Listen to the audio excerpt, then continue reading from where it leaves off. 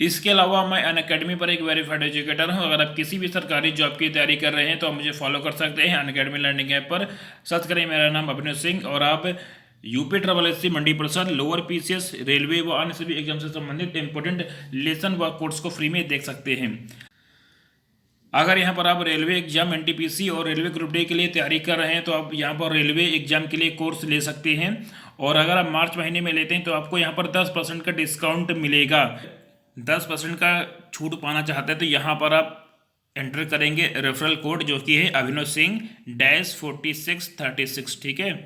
और यहाँ पर आपको सीधा 10% का पूरा डिस्काउंट देखने को मिल जाएगा। आप यहाँ पर इस कोर्स को परचेज कर सकते हैं। यहाँ पर टॉप एजुकेटर आपको यहाँ पर पढ़ाएंगे। यहाँ पर हम बात करेंगे सभी महत्वपूर्ण प्रश्नों के बारे में। आपका जो पहला क्वेश्चन दिया गया काफ़ी महत्वपूर्ण है। दुनिया का सबसे छोटा देश नेपाल, वेटिकन सिटी, मालदीव या श्रीलंका? तो आपका आंसर है बी यानी कि वेटिकन सिटी। आगे यहाँ पर हम बात करेंगे आपका जो अगला क्वेश्चन दिया गया है कि सिंधु सभ्यता में घोड़े की अस्थियों का अवशेष कहाँ मिला? 4 आंसर यहाँ पर दिया गया है और आपका आंसर है डी यानी कि सुरकोटदा। यहाँ पर इन प्रश्नों की जो व्याख्या है वो आपको पूरा मिल जाएगा अगर आप इसका पीडीएफ डाउनलोड करेंगे टेलीग्राम या व्हाट्सएप से, ठीक है। आगे यहाँ पर हम बात करेंगे आपका जो अगला क्वेश्चन दिया गया है ग्रेनेडा स्थित है कहाँ पर? ये आपका है अरेबियन सागर में है, कैरेबियन सागर, चीन सागर या उपरोक्त में से कोई नहीं? आपका आंसर है बी यानी कि कैरेबियन सागर। आगे यहाँ पर हम बात करेंगे आपका जो अगला क्वेश्चन है कि वाणिज्यिक बैंकों के दूसरे राष्ट्रीयकरण में बैंकों का राष्ट्रीयकरण हुआ 4, 5, 6 या 8? तो आपका आंसर है इसका ऑप्शन नंबर सी यानी कि 6, ठीक है। जैसा कि आपको पता होगा कि 15 अप्रैल 1980 को सरकार ने वाणिज्यिक बैंकों के दूसरे राष्ट्रीयकरण में 6 बैंकों का यहाँ पर राष्ट्रीयकरण किया और इसके पूर्व 19 जुलाई 1969 को यहाँ पर 14 बैंकों का यहाँ पर राष्ट्रीयकरण किया जा चुका था, ठीक है। आगे यहाँ पर हम बात करेंगे कि कौन सा कृत्रिम बंदरगाह है? तो 4 आंसर चेन्नई, विशाखापत्तनम, मुंबई या उपरोक्त में से कोई नहीं? आपका आंसर यहाँ पर ऑप्शन ए यानी कि चेन्नई आपका रहेगा बिल्कुल सही आंसर, ठीक है। आगे यहाँ पर हम बात करेंगे आपका जो अगला क्वेश्चन है कि वर्ष 2014 का भारत भारती साहित्य पुरस्कार दिया गया है तो किसको दिया गया है? आपका आंसर है डी यानी कि काशीनाथ सिंह को ये दिया गया है, ठीक है। और ये काफ़ी आपको क्वेश्चन महत्वपूर्ण बनता है। यहाँ पर कुछ आपकी अन्य बातें जो कि आपको ध्यान में रखना है कि उत्तर प्रदेश हिंदी संस्थान की ओर से दिया जाने वाला सर्वोच्च साहित्य पुरस्कार भारत भारती सम्मान पुरस्कार 2014 का पुरस्कार प्रख्यात साहित्यकार काशीनाथ सिंह को ये दिया गया है।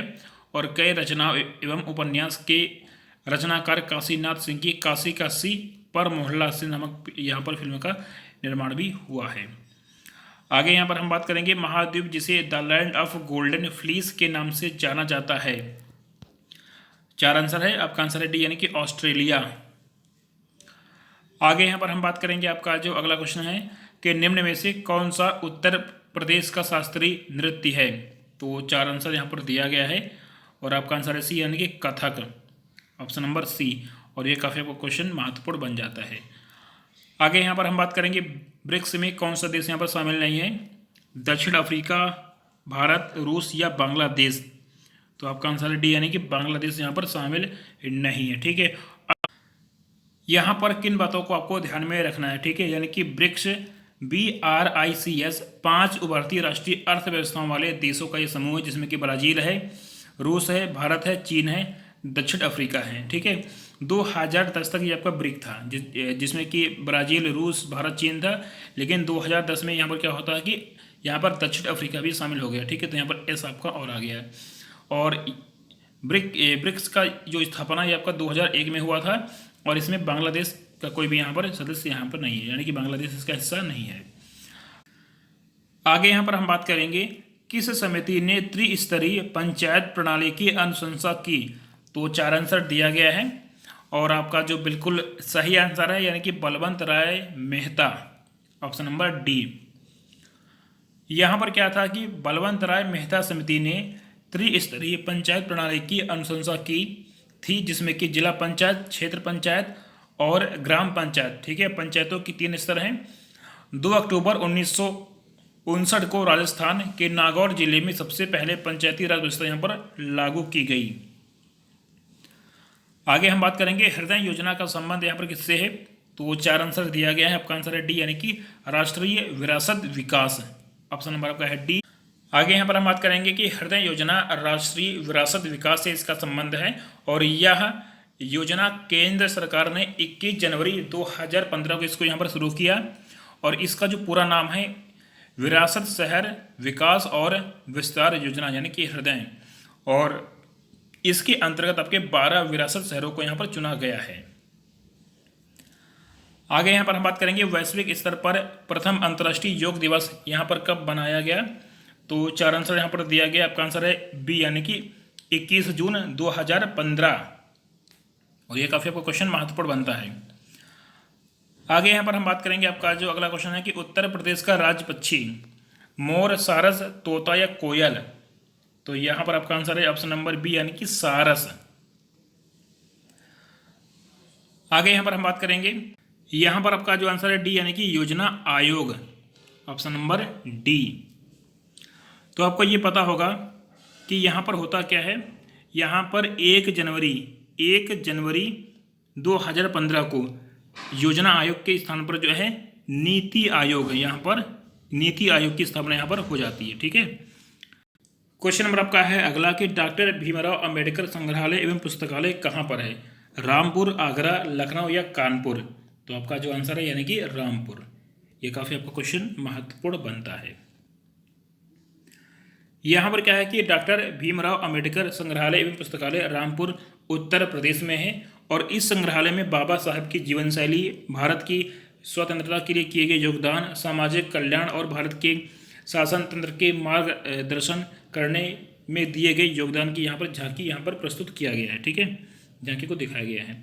आगे बात करेंगे अमीर खुसरो का जन्म कहाँ पर हुआ, तो 4 आंसर यहाँ पर दिया गया है, और इस क्वेश्चन का जो बिल्कुल आपका सही आंसर है यानी कि कासगंज।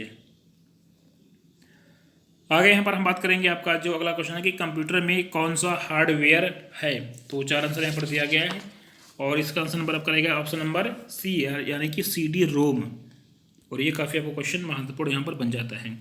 तो यहाँ पर किन बातों के बारे में आपको ध्यान में रखना है कि CD रोम जिसको बोलते हैं compact disc read only memory, एक प्रकार की ये ऑप्टिकल डिस्क है, और यह कंप्यूटर हार्डवेयर का एक प्रकार है। इस प्रकार की डिस्क पहले से ही मुद्रित होती है और उसमें संग्रहित डाटा को मिटाया नहीं जा सकता। साथ ही इस प्रकार की डिस्क में कोई नया डाटा संग्रहित नहीं किया जा सकता है। ना तो हम डाटा को मिटा सकते हैं, ना तो डाटा को हम इसमें स्टोर कर सकते हैं।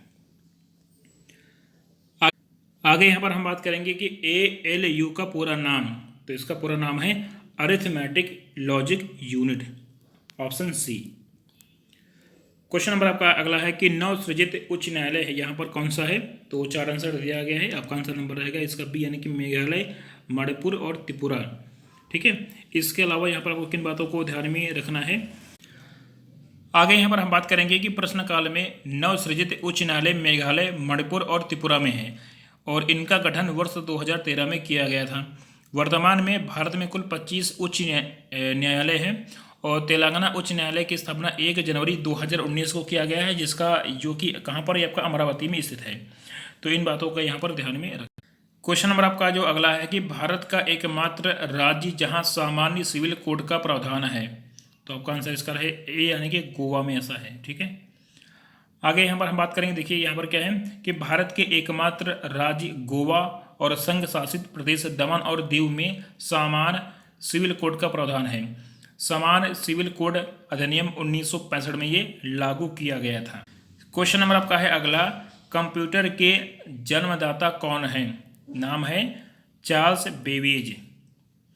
आगे यहाँ पर हम बात करेंगे, आपका जो अगला क्वेश्चन काफ़ी महत्वपूर्ण है कि राज्यसभा का सदस्य बनने के लिए आवश्यक न्यूनतम आयु कितनी होनी चाहिए, तो 4 आंसर यहाँ पर दिया गया है 21 साल, 25 साल, 30 साल या 35 साल।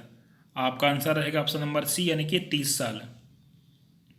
अगर यहाँ पर हम बात करें लोकसभा के बारे में, तो लोकसभा का सदस्य बनने के लिए 25 साल एज होना चाहिए, और अगर आपको राष्ट्रपति बनना है तो आपकी उम्र यहाँ पर 35 साल होनी चाहिए न्यूनतम। ठीक है।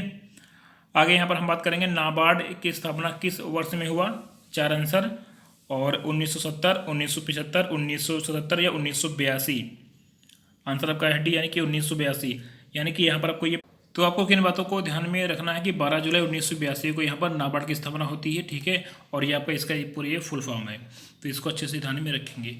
तो यहाँ पर ये सभी क्वेश्चन थे आपके आने वाले एग्जाम मंडी परिषद के लिए और लोअर एग्जाम के लिए, काफ़ी महत्वपूर्ण है, आपको इनको अच्छे से तैयार करना है।